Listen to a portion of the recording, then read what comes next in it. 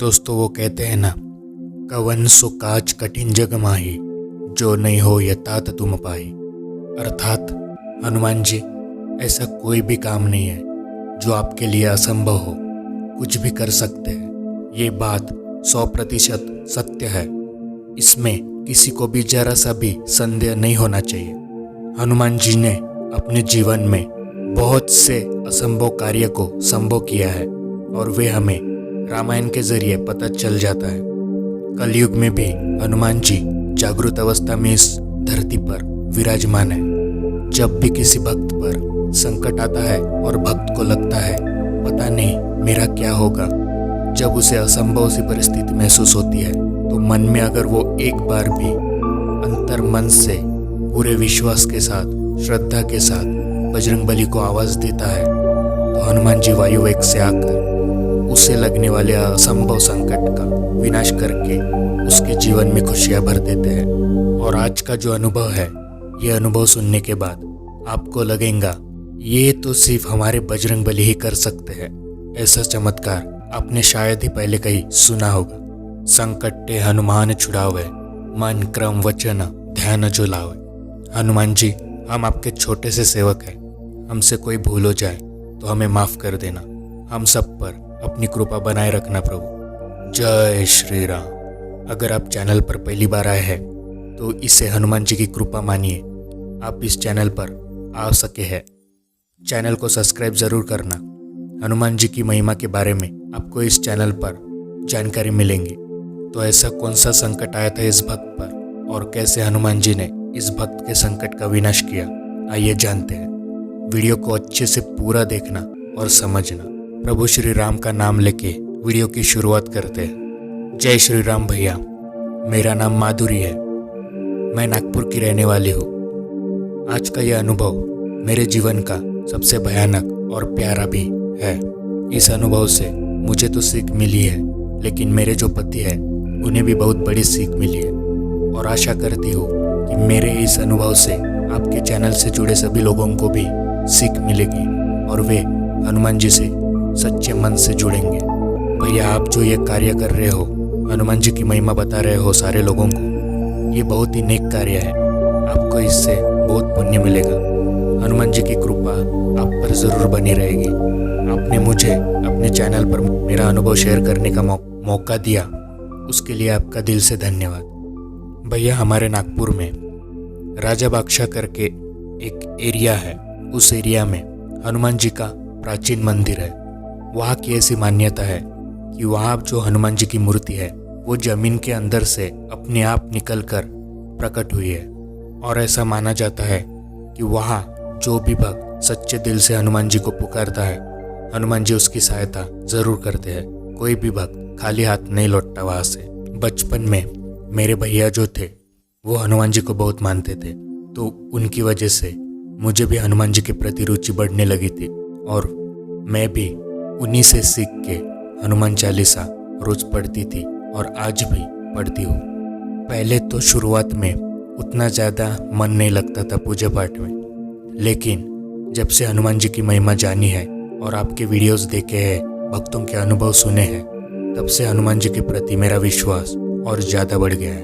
अब मैं अच्छे से पूजा करती हूँ, हनुमान चालीसा डेली पढ़ती हूँ और मंगलवार और शनिवार हनुमान जी के मंदिर भी जाती हूँ। मेरी शादी हो गई है, मुझे एक 2 साल का बेटा है और मेरे पति हनुमान जी को उतना नहीं मानते थे, लेकिन मैं हनुमान जी को मानती थी। मैंने हनुमान जी की छोटी मूर्ति भी घर में स्थापित की है। मैं हमेशा रोज घर में हनुमान जी की उसी मूर्ति की पूजा करती हूँ। मैं जब भी मंदिर जाती हूँ तो मेरे पति को बोलती हूँ कि चलो मेरे साथ, लेकिन वे हनुमान जी को नहीं मानते, तो इसलिए वे मेरे साथ नहीं आते। पहले तो सब ठीक चल रहा था, लेकिन अचानक पता नहीं हमें किसकी नज़र लग गई। मेरे पति अचानक बहुत शराब पीने लगे, बहुत ज़्यादा नशा करने लगे। इतना ज़्यादा नशे के अधीन हो गए थे कि उन्हें याद भी नहीं रहता था मैं उनकी धर्म पत्नी हूँ। मुझ पर हाथ भी उठाते थे। घर में रात को देर से आते थे। घर का माहौल एकदम नरक जैसा हो गया था, मानो सारी बुरी शक्तियाँ इस घर में हो और नेगेटिविटी फैला रही हो। मेरे जो पति थे वो गलत संगत में आ गए थे उनके जो दोस्त थे वो कुछ गलत दोस्त उनके संगत में मेरे पति आ गए थे। उसकी वजह से वे ज़्यादा शराब पीने लग गए थे। मैं हनुमान जी से विनती करती थी और उनसे कहती थी, हनुमान दादा प्लीज़ मेरे पति को सही रास्ता दिखाइए, उन्हें सद्बुद्धि दीजिए और इस संकट को जल्दी हमारे जीवन से निकाल दीजिए। इतना कहकर मुझे रोना आ जाता था। अभी इसी महीने की बात है, मेरे पति रात को ड्राइविंग कर रहे थे और वे पूरी नशे में थे। वो शराब पीकर गाड़ी चला रहे थे। उन्हें इतना भी होश नहीं था कि एक्सीलरेटर दबाना है या ब्रेक दबाना है। उन्हें ये भी समझ में नहीं आ रहा था और गाड़ी बहुत ही तेज चला रहे थे। थोड़ी दूर जाने के बाद सामने एक बस थी और बस के पीछे हनुमान जी का खड़े स्वरूप में एक तस्वीर लगी हुई थी। इन्हें तो होश नहीं था, इनकी स्पीड इतनी ज़्यादा थी, इन्होंने उस बस को टक्कर मार दी और स्पीड इतनी ज़्यादा थी तो टक्कर भी बहुत ज़ोर से लगी और उस हनुमान जी की जो तस्वीर थी टूट गया। मतलब जो तस्वीर थी उसमें से हनुमान जी का पैर अलग हो गया था और टक्कर इतनी भयानक थी कि कार के परकच्चे उड़ गए, पूरी कार चक्काचूर हो गई। उस वक्त उस जगह जो मौजूद लोग थे उन्हें तो लगा इस कार में जो भी चला रहा था वो अब इस दुनिया में नहीं होगा, वो बच नहीं पाया होगा। लेकिन आश्चर्य की बात यह है कि कार के परकच्चे उड़ने के बाद भी मेरे पति जीवित थे और उन्हें एक खरोच तक नहीं आई थी। फिर वहाँ के लोगों ने मेरे पति को बाहर निकाला तो मेरे पति एकदम स्वस्थ थे। लोगों को आश्चर्य हो रहा था और जो देख रहे थे उस पर भरोसा नहीं हो रहा था। ऐसा कैसे हुआ? ये बहुत ही बड़ा चमत्कार था। ये सब हो जाने के बाद मेरे पति होश में आए और उन्हें पता नहीं चला कि ये क्या हुआ। उन्होंने मुझे कॉल किया और सारी बात बताई। मैंने उन्हें तुरंत घर आने को कहा। मुझे टेंशन होने लगी। थोड़ी देर बाद मेरे पति घर आए और मुझे सारी बातें विस्तार से बताई। ये बताते वक्त मेरी नज़र हमारे घर में जो हनुमान जी की मूर्ति है उस पर गई और मैंने देखा कि हमारे घर में जो मूर्ति है वो हनुमान जी की मूर्ति का एक पैर टूट गया है, मतलब वो कट गया है। मुझे समझ में नहीं आया, मूर्ति तो बिल्कुल ठीक थी, अचानक से पैर कैसे टूट गया हनुमान जी की मूर्ति का।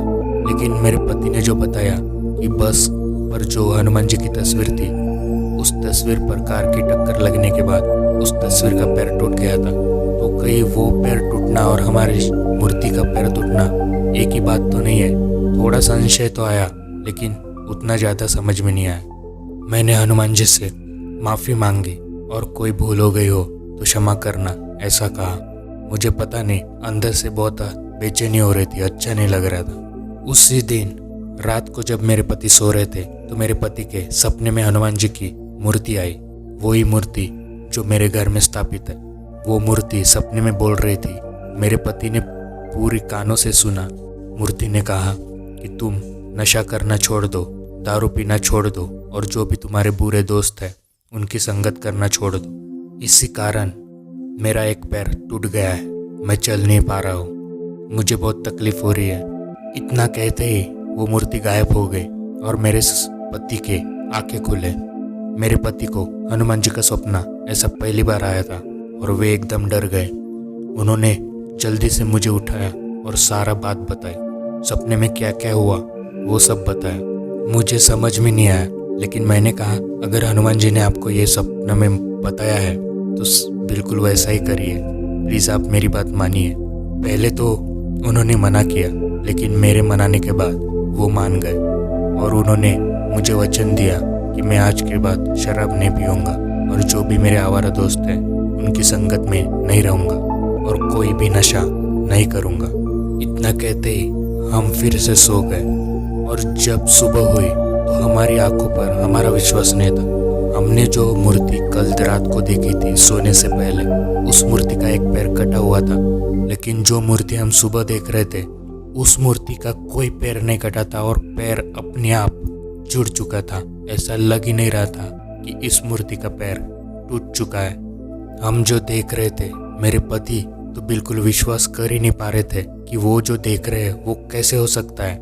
मैंने कहा यही तो हनुमान जी का चमत्कार है, वे असंभव कार्य को भी संभव कर देते हैं।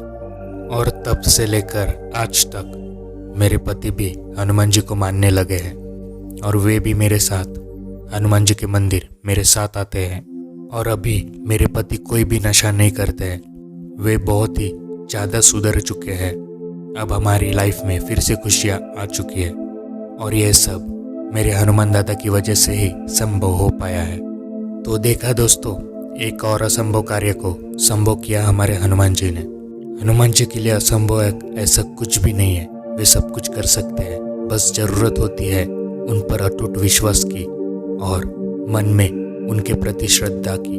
वे किसी भक्त को संकट में नहीं देख सकते हैं। वे वायु वेग से आकर अपने भक्त का संकट अवश्य हर लेते हैं। वीडियो अच्छा लगा हो तो वीडियो को लाइक करना और कमेंट में जय श्री राम ज़रूर लिखना। वीडियो को ज़्यादा लोगों को दिखाना ताकि हनुमान जी की महिमा ज़्यादा से ज़्यादा लोगों तक पहुँच सके। मिलते हैं अगले वीडियो में। जय श्री राम, जय हनुमान।